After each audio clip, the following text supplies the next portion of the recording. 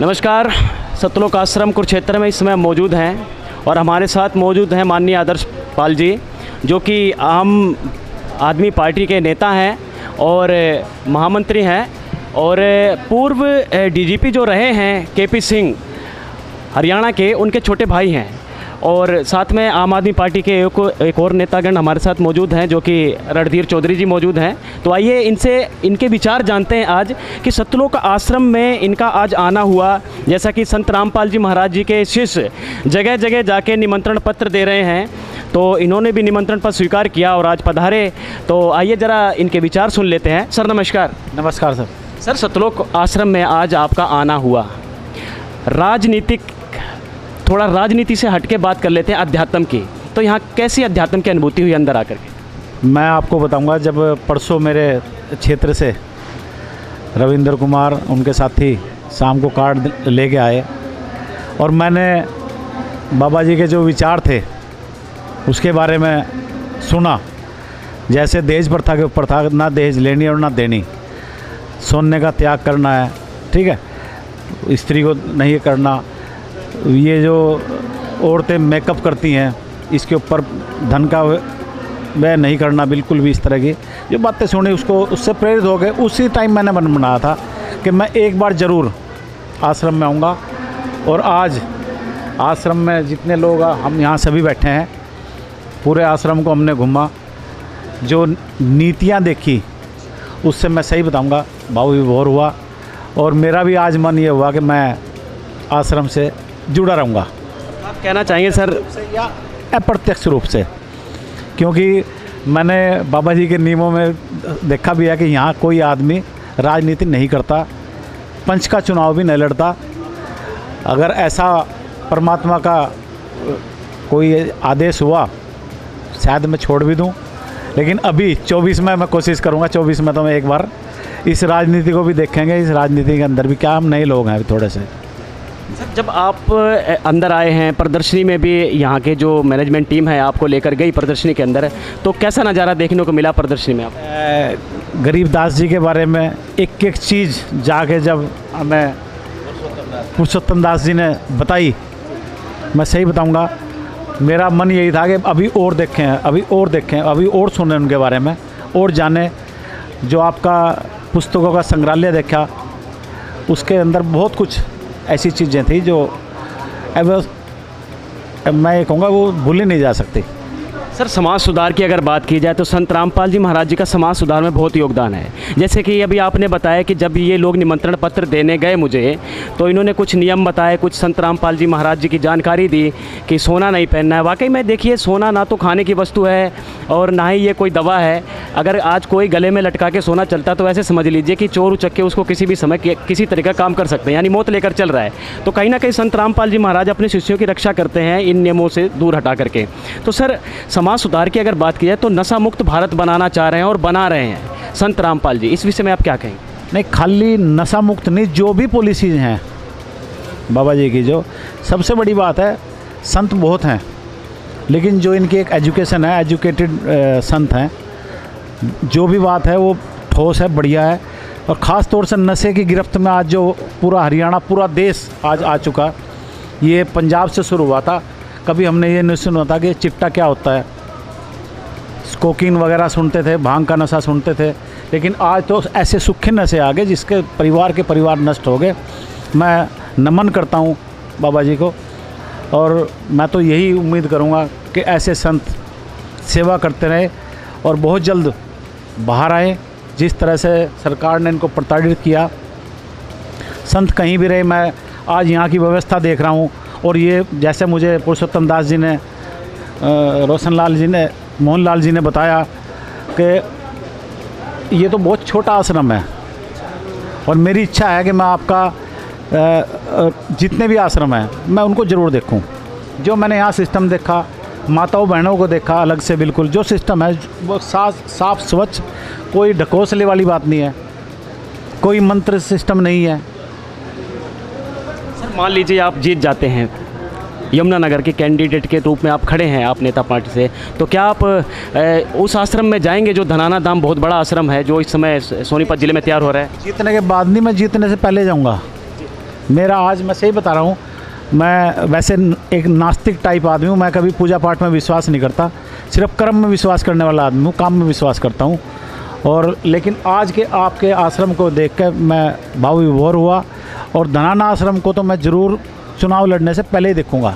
Sir, कुछ लोग चुनावी वादे बहुत करते हैं और जब कुछ लोग कुछ पद पे आ जाते हैं तो शायद भूल जाते हैं, लेकिन आपके विचार इतने अच्छे लग रहे हैं कि आप लग रहा है कि कहीं ना कहीं आप बाद में भी जाने की इच्छा जाहिर करेंगे। जो मैं बताता हूँ, कुछ लोगों के पावर के बाद दिमाग ख़राब, बोलता हूँ मैं उस चीज़ को, दिमाग ख़राब होते हैं, उनके अंदर अहंकार आता है। मैं लाल बत्ती की गाड़ी में पैदा हुआ आदमी हूँ, हमें कभी अहंकार नहीं आया और कभी झूठा वादा नहीं किया। आपने मेरे से क्वेश्चन किया कि क्या आप जीतने के बाद धनाना आश्रम या दूसरा आश्रम में जाओगे। मैं आपको ये कह रहा हूँ, मैं जीतने के बाद नहीं, मैं तो पहले जाऊँगा, और जो करना वो करना है, निश्चित रूप से करना है।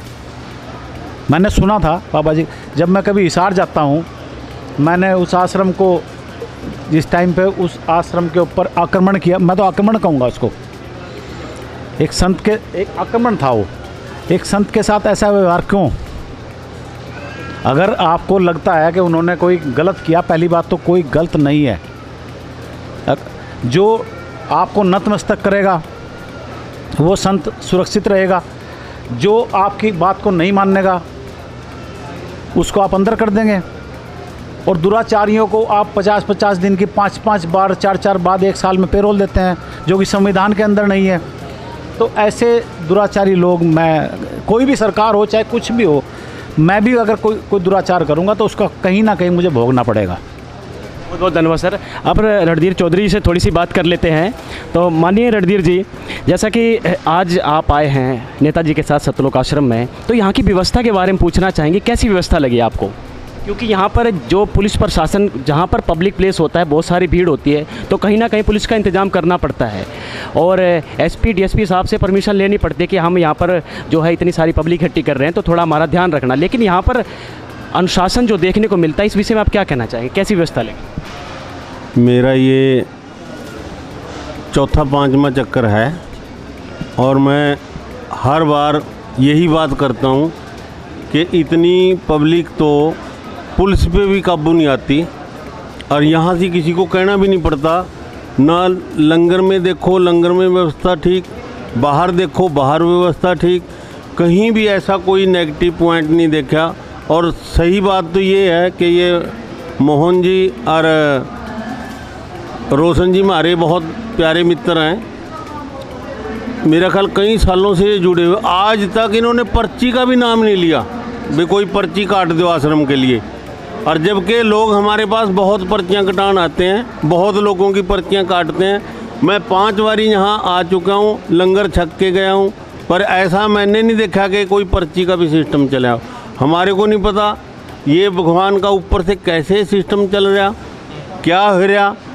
और नंबर 2, आज जैसे हम घूम रहे थे और वो हमारे को कबीर जी के बारे में बता रहे थे, मेरे को तो ऐसा लगा कि जो हम 1 घंटा और सुन लेंगे, हम अपने इलेक्शन लुक्सन से जवाब दे के यहीं आ जाएंगे। तो मैं आप सभी का धन्यवाद करता हूं और बधाई देता हूं कि इतना बढ़िया सिस्टम, इतना वो, आपको सभी को बधाई इस चीज़ की। और भगवान जी के आगे अरदास करेंगे, गुरु जी के आगे अरदास करेंगे कि ये काम ऐसा ही चलता रहे। बहुत बहुत धन्यवाद सर। सतलोक आश्रम में आना हुआ है आपका, तो कैसा महसूस हुआ है आकर के सर? देखिए, मैं सौभाग्य समझूंगा कि आज मुझे मौका मिला पिपली में स्थित संत रामपाल जी का सतलोक आश्रम। सौभाग्य मैंने इसलिए कहा कि यहाँ पर मैंने आकर के देखा कि यहाँ पर हर धर्म का लोग, यहाँ पे सिख, हिंदू, मुस्लिम, सारे हर धर्म के लोग यहाँ पर आकर के जो सुन रहे हैं, समझ रहे हैं। मुझे भी जहाँ तक समझ में आया, जैसे कि हमारे गुरु ग्रंथ साहब में कहें या गुरुओं ने कहा है कि राज करेगा खालसा, तो यहाँ आकर के सही मायने में खालसा का सही अर्थ भी पता चल रहा है कि खालसा वो जिसमें कोई बुरी कृति ना हो, जो कि सब सारी चीज़ें छोड़ करके केवल सही काम में लग जाए, वो खालसा। तो बहुत सारी चीज़ों का यहाँ पर आकर के पता चला। अभी थोड़ा मैं पिछली बार आया था जब मैं पिछली बार आया तो यहाँ पर मैंने कहा कि मैं अपनी पर्सनल फंड से 11,000 रुपये दे रहा हूँ। जैसे ही मैं 2 दिन बाद देने आया तो मुझे यहाँ से किसी ने लिए नहीं। तो इससे ये चीज़ भी साबित होती है यहाँ पर कोई पैसे की मार धाड़ नहीं, ये कुछ और ही मिशन है। और जो मिशन मुझे लगता है कि जो हमारे गुरुओं ने कहा है कि राज करेगा खालसा, मुझे लगता है इस मिशन को भी ये बहुत बढ़िया तरीके से निभा रहे हैं।